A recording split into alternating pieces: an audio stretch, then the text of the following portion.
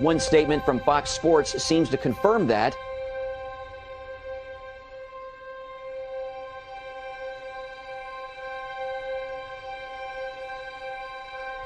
Another German homeschooling family was ripped apart when an army of German police officers and social workers surrounded the home of the Wunderlichs near Frankfurt a few weeks ago and took away their children. Their only crime was homeschooling. After an international outcry and a court hearing, the Wunderlich children were returned. But this was not a victory for homeschooling or parents' rights in Germany, because the Wunderlichs have been forced to send their children to school.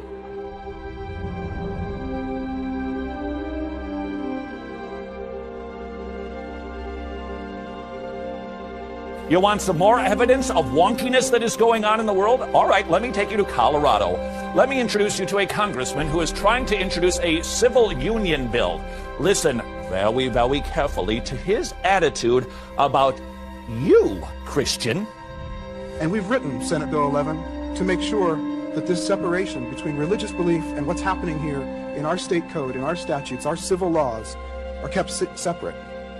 For Senate Bill 11 respects religious freedom. This bill does not reach into anyone's church or mosque or synagogue. You can have all the free exercise there that you want. Exercise it as you see fit. But don't let your free exercise run my life. Don't claim religion as a reason the law should discriminate. We have laws against discrimination. Discrimination is banned in employment and housing and public accommodations. And so bakeries that serve the public aren't supposed to look down their noses at one particular class of persons and say, we don't sell cakes to you. It's troubling, this discrimination, and it's already illegal. So, what to say to those who claim that religion requires them to discriminate? I'll tell you what I'd say. Get thee to a nunnery and live there then. Go live a monastic life, away from modern society, away from the people you can't see as equals to yourself, away from the stream of commerce where you may have to serve them or employ them or rent banquet halls to them. Go someplace and be as judgmental as you like. Go inside your church, establish separate water fountains in there if you want, but don't claim that free exercise of religion requires the state of Colorado to establish separate water fountains for her citizens. That's not what we're doing here. Wonky. The world is going wonky.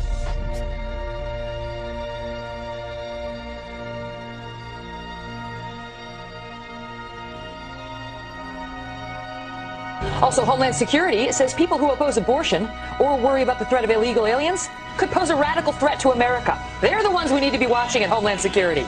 Why are conservative values suddenly being singled out as a terror threat? You got a bloody right to say, right, you're bloody well right. You know you got a right to say, you're bloody well right. You know you're right to say. Report from the Department of Homeland Security sent to law enforcement agencies across the country warning about the potential for an increase in right-wing extremist activity. It warns about groups and individuals dedicated to single issues like abortion, immigration, and gun rights, and even raises a red flag about veterans returning home from the wars in Iraq and Afghanistan.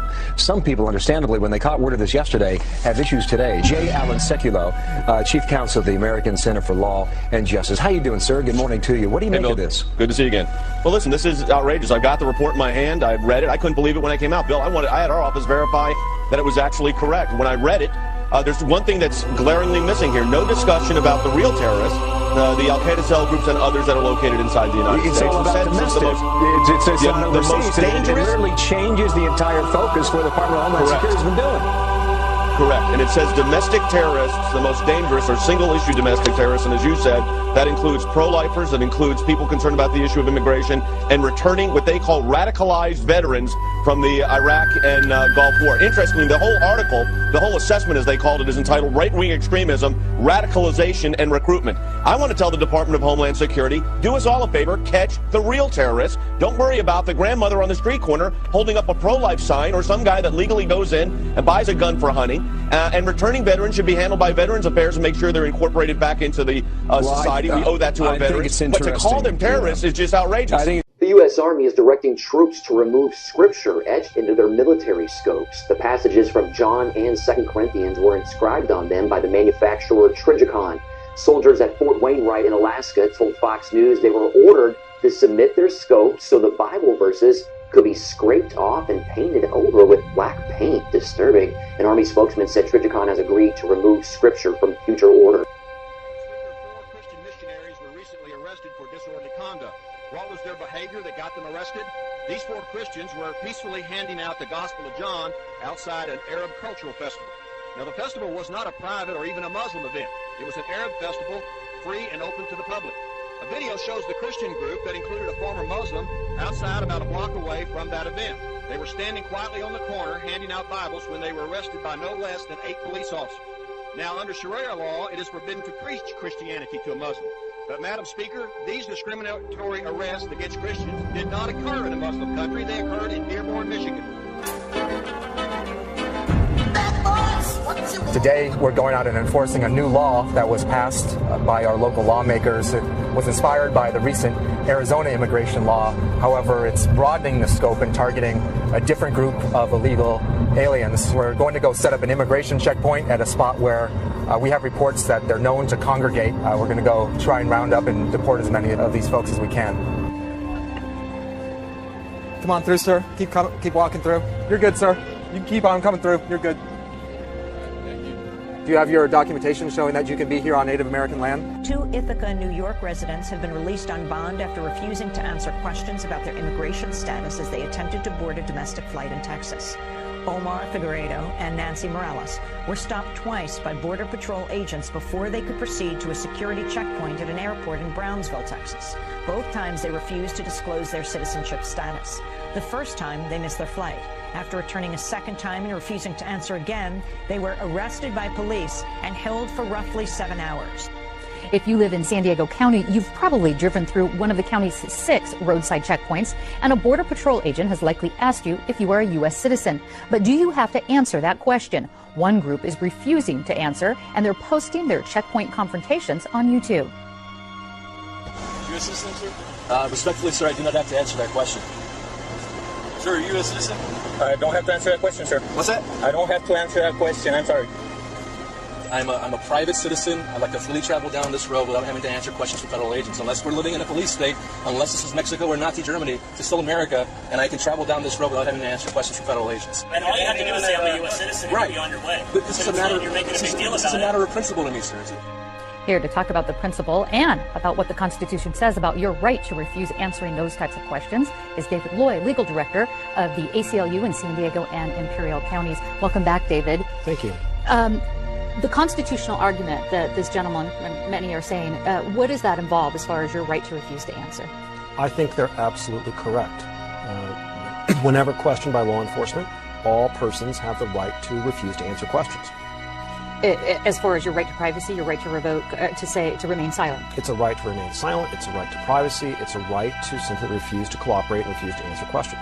Another issue is the checkpoints themselves. If they are constitutional, where does that stand right now? The Supreme Court held in a case called Martinez-Huerte that the government does have the right to set up interior immigration checkpoints near the border to assist in immigration enforcement. The ACLU strongly opposes those checkpoints. We think that checkpoints, suspicionless checkpoints, are the hallmark of a police state, not a free society. We think they're fundamentally un-American. Those that didn't fit in Hitler's Germany had reason to fear. The Nazis allowed no opposition. Political parties that once had stood against them were banned. Their leaders left the country or stayed to face harassment or arrest. It was all legal, but only because Hitler, now, was the law. We Nazis have conquered Germany, but to restore this country completely we need discipline and we need order. So I will deal ruthlessly with anyone who would stop me. I won't have ignorant, misled, insignificant people shot, but those really responsible will in all cases be crushed to earth. In March 1933, the first concentration camps appeared. brutal prisons run by Heinrich Himmler's black-shirted SS. Here, German citizens were sent for any act of political opposition. Maybe just writing an anti-Nazi slogan on a wall, or keeping a banned book, or telling a joke at the expense of some party official. The secret police, the notorious Gestapo, carried out the arrests. And working hand in hand with them, the tens of thousands of ordinary Germans committed, or just spiteful enough to tell on their neighbors. You don't dare say anything out loud against the Nazis. Say in a streetcar, you don't give your opinion to anyone you don't know. You never do anything that's forbidden. If people say Heil Hitler, you say Heil Hitler. I knew of people who turned in their neighbors. I knew of people who turned in their neighbors convinced they were doing the right thing. It's a system. Everyone's stuck in a Nazi web. It's quite devilish because no one trusts one another.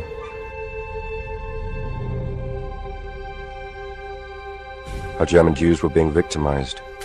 How trade unions had been banned. How, despite the boom in the economy, with no one to argue their case, workers' take-home pay had fallen. How the professions were being stripped of non-Nazis, civil servants, doctors, teachers, judges, losing their jobs unless they towed the Nazi line. It isn't usual to question acts of government here. It's close to treason. This was sent to me. I don't know who it's from. There was a name on it. But I think it's important that I read it to you, because remember I've told you that there's tunnels from the Straits up in Canada. It says Russian and Chinese forces are very active in Canada. They are rebuilding and straightening the railroad tracks for the anticipated heavy use of railway transportation for incoming military personnel from the West Coast, both Russian and Chinese forces, as well as transporting military vehicles and armaments of food supplies. New tracks are being laid between the border states and Canada.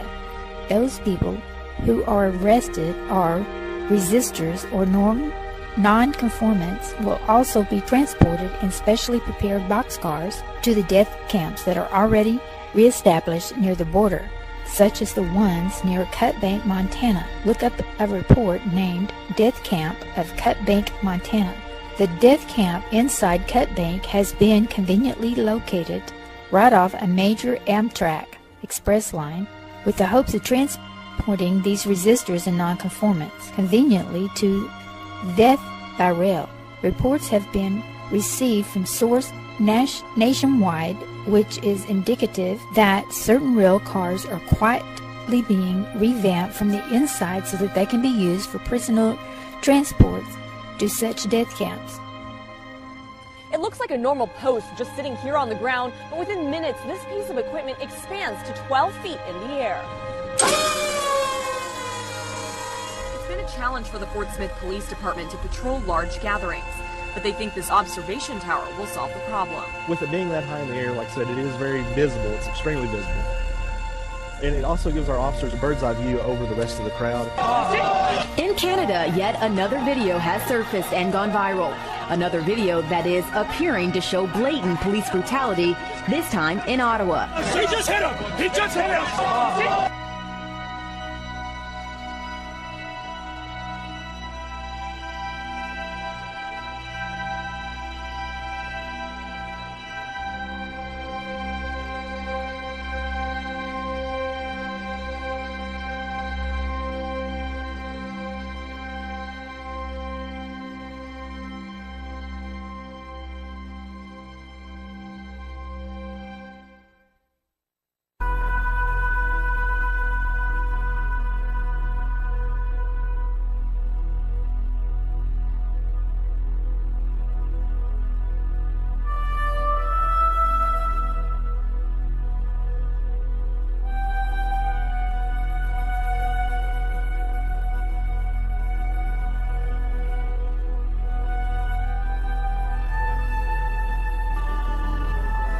Those that didn't fit in Hitler's Germany had reason to fear. The Nazis allowed no opposition.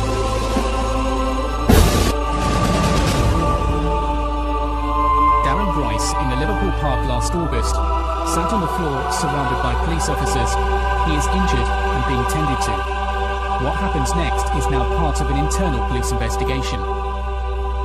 During the struggle, it appears one of the officers repeatedly punches the man to his upper body.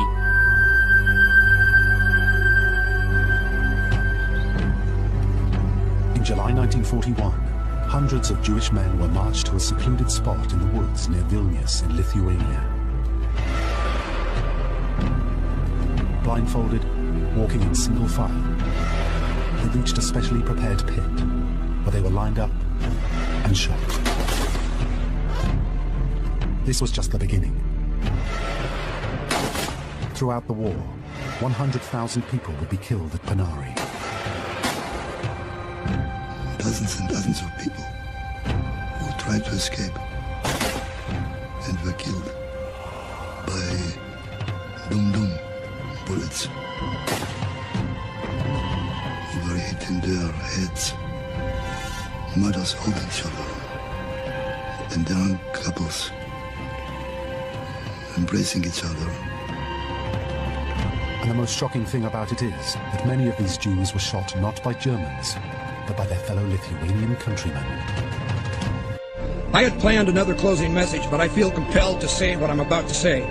Now, I risk sounding like a conspiracy theorist, but it's no longer a theory. What I'm about to say is fact. The secret organizations of the world power elite are no longer secret.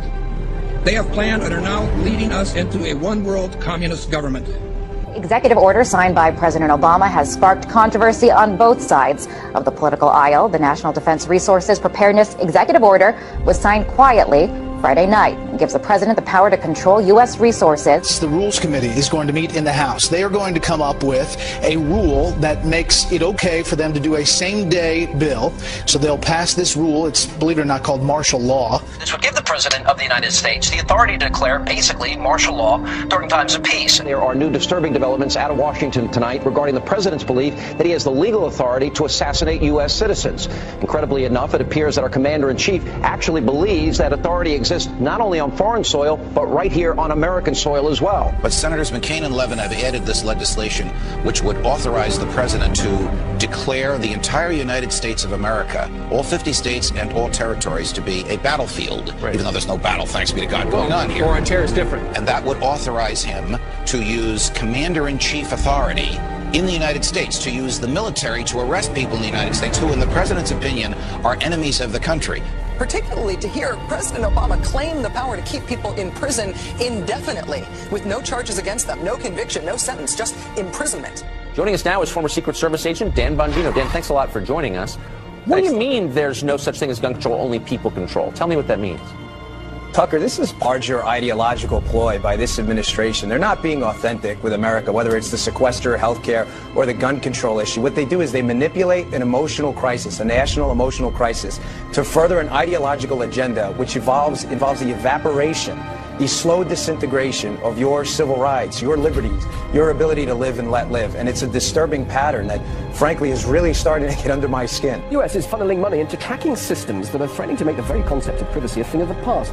It could mean people's every move being used against them to keep them under surveillance. The information age was an era nearly everybody embraced.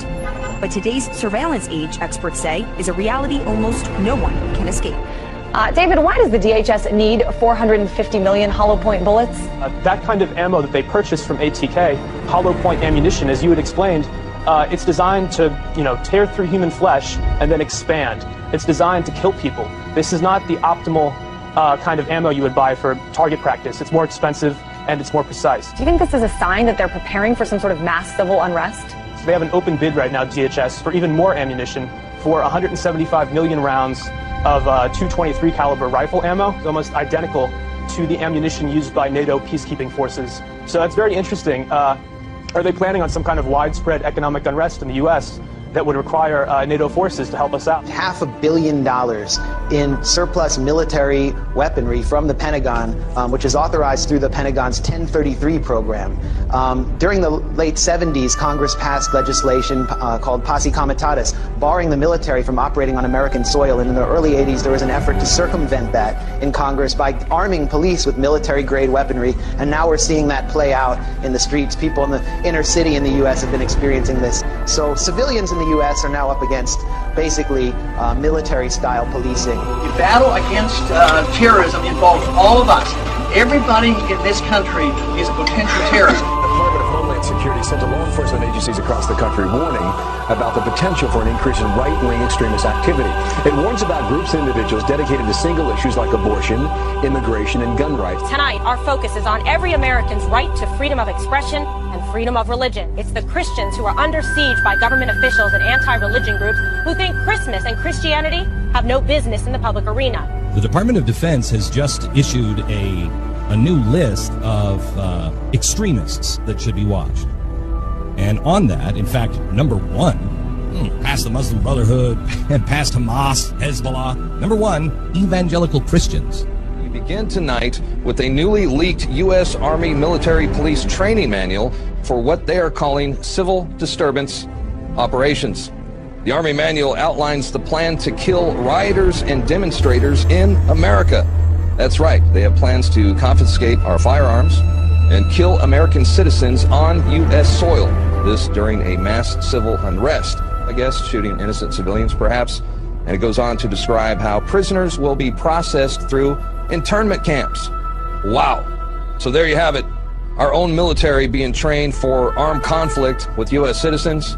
They're being trained to confiscate our guns in preparations to process us into camps during civil unrest. A pretty scary scene along the Chicago River turns out to be a military training exercise. There was nothing routine that folks reported about seeing the jarring, as they witnessed the jarring scene of at least 3 Black Hawk helicopters flying at times in close order formation. Just in, a military drill in downtown Miami, complete with these Black Hawk helicopters, elite soldiers, and police officers swarming the street.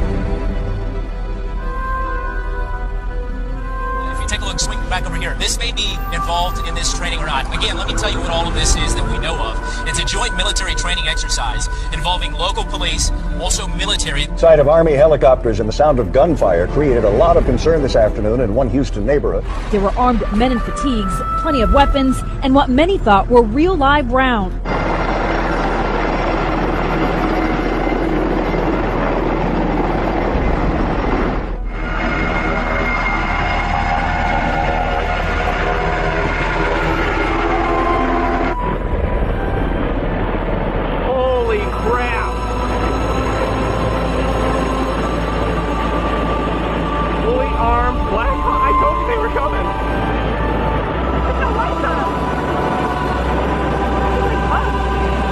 So here's the article by Steve Watson.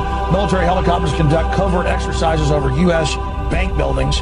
This is all part of other drills going on to acclimate the public to being attacked by our own military that are happening here in the United States. Here it is. LAPD and elite military units conducted extraordinary counterterrorism training in the skies above downtown L.A. tonight. At one point, they made what appeared to be a drop-off at a park.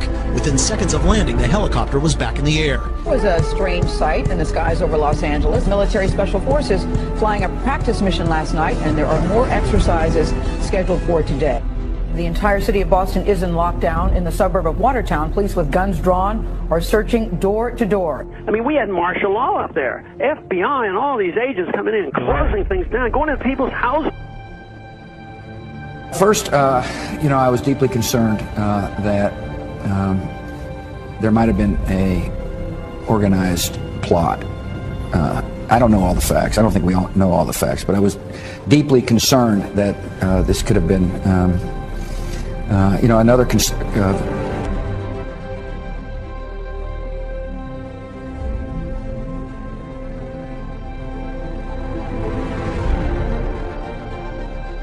While they're doing this, they're amassing this wealth in order to redirect it toward martial law endeavor, and not just in America, but globally. They want to lock down every country and force us into global governance, eventually force us into a global reserve currency that is like the Bancorp that the IMF has been pushing.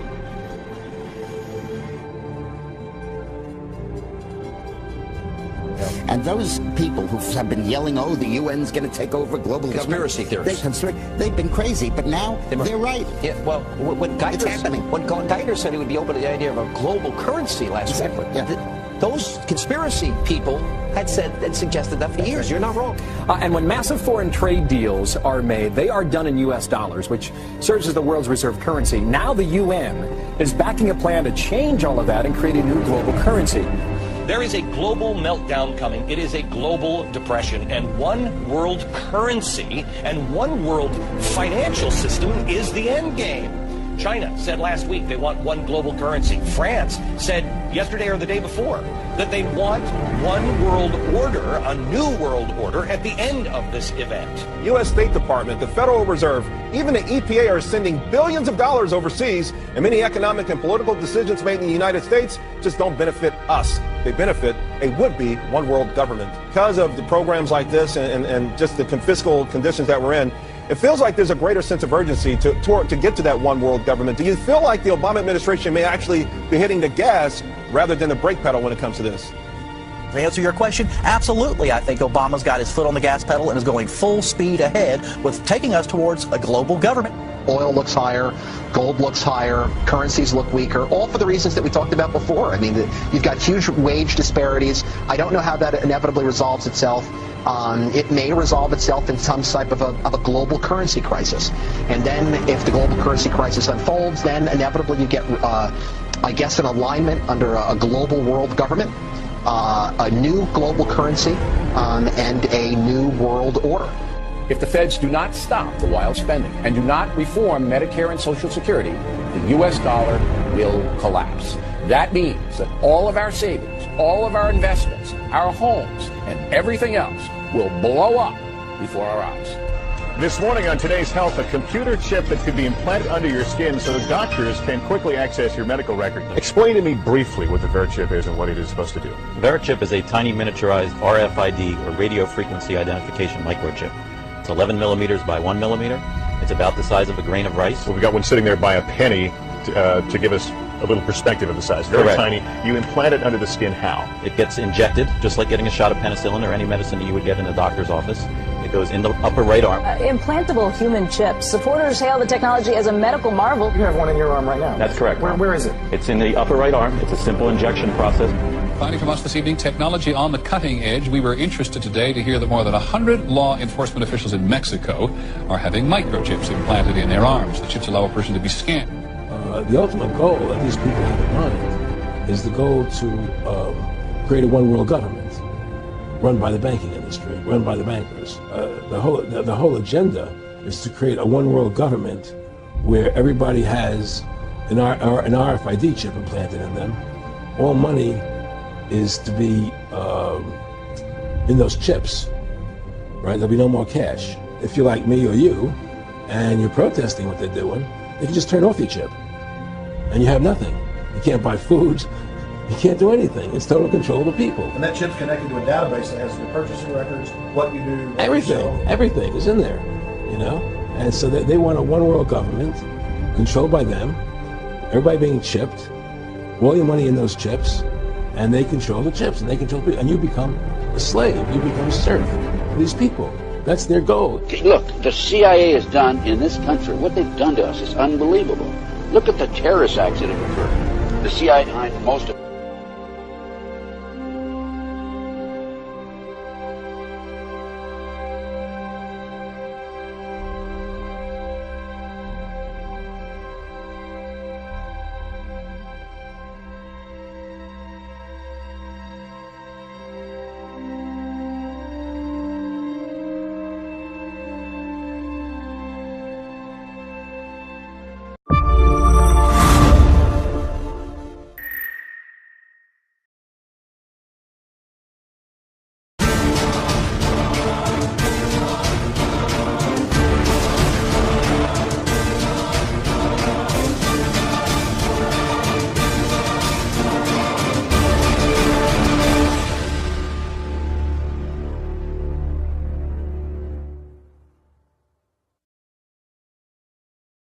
One statement from Fox Sports seems to confirm that.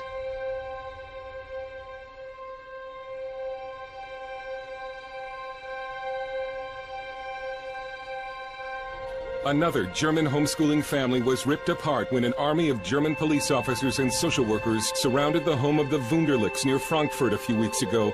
and took away their children. Their only crime was homeschooling. After an international outcry and a court hearing, the Wunderlich children were returned. But this was not a victory for homeschooling or parents' rights in Germany, because the Wunderlichs have been forced to send their children to school.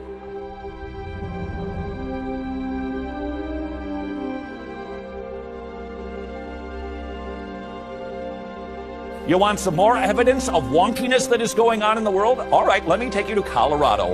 Let me introduce you to a congressman who is trying to introduce a civil union bill. Listen very, very carefully to his attitude about you, Christian. And we've written Senate Bill 11 to make sure that this separation between religious belief and what's happening here in our state code, in our statutes, our civil laws, are kept separate. For Senate Bill 11 respects religious freedom. This bill does not reach into anyone's church or mosque or synagogue. You can have all the free exercise there that you want. Exercise it as you see fit. But don't let your free exercise run my life. Don't claim religion as a reason the law should discriminate. We have laws against discrimination. Discrimination is banned in employment and housing and public accommodations. And so bakeries that serve the public aren't supposed to look down their noses at one particular class of persons and say, we don't sell cakes to you. It's troubling, this discrimination, and it's already illegal. So, what to say to those who claim that religion requires them to discriminate? I'll tell you what I'd say. Get thee to a nunnery and live there then. Go live a monastic life, away from modern society, away from the people you can't see as equals to yourself, away from the stream of commerce where you may have to serve them, or employ them, or rent banquet halls to them. Go someplace and be as judgmental as you like. Go inside your church, establish separate water fountains in there if you want, but don't claim that free exercise of religion requires the state of Colorado to establish separate water fountains for her citizens. That's not what we're doing here. Wonky. The world is going wonky.